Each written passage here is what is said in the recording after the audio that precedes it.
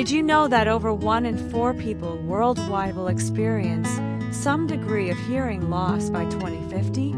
That's nearly 2.5 billion people, and it's getting worse every year.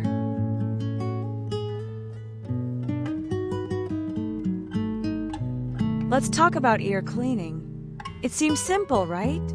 But it's actually one of the most misunderstood personal hygiene habits.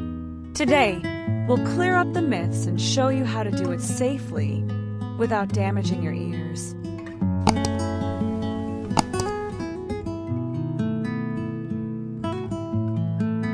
Most of us reach for a cotton swab when we feel that waxy buildup, but here's the issue.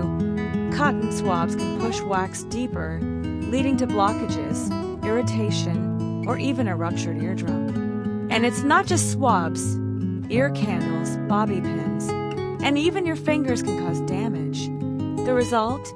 Infections, hearing loss, tinnitus, and a costly trip to the doctor, all from trying to stay clean. Your ear is a self-cleaning machine. Earwax, also known as cerumen, isn't dirt.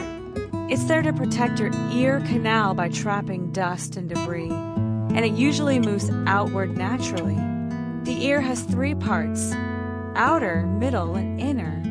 Most of the wax you can reach is in the outer ear, and that's where your cleaning should stop. So how do you clean it properly?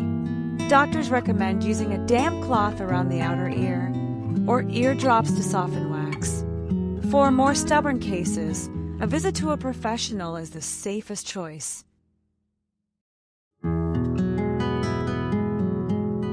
Here's the truth. You don't need to clean deep inside your ears.